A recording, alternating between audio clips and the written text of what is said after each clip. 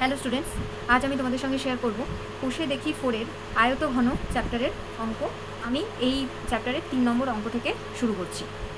দেখো 3 নম্বর অঙ্কটা বলেছে, একটি সমকোণী চৌকোলাকার ঘরের দৈর্ঘ্য, প্রস্থ ও উচ্চতা যথাক্রমে 5 মিটার, 4 মিটার ও 3 মিটার হলে ওই ঘরে সবচেয়ে লম্বা যে দণ্ড রাখা যাবে তার দৈর্ঘ্য হিসাব করে লিখি। দেখো এই হচ্ছে ধরো সমকোণী চৌকোল বা আয়তঘন। যখন একটা দণ্ড অনেক লম্বাভাবে দণ্ডটা রাখতে হবে তখন কীরকম হবে, যখন এই কোণা থেকে এই কোণায় লাঠিটা আসবে, দণ্ডটা আসবে, অর্থাৎ এইখান থেকে এত দূর আসতে হবে। তাহলে এই যে এখান থেকে এত দূর, এটা কি? এটা হচ্ছে সমকোণী চৌকোলের কর্ণের দৈর্ঘ্য। দেখো তাহলে লিখে নিয়েছি, সমকোণী চৌকোলের দৈর্ঘ্য হচ্ছে 5 মিটার, প্রস্থ হচ্ছে 4 মিটার আর উচ্চতা হচ্ছে 3 মিটার। তাহলে সমকোণী চৌকোলের কর্ণের দৈর্ঘ্য কি, এটার ফর্মুলাটা লিখতে হবে। দৈর্ঘ্যটা হচ্ছে এখানে দৈর্ঘ্যটা হচ্ছে 5 মিটার, তাহলে দৈর্ঘ্যের জায়গায় লিখব 5 স্কোয়ার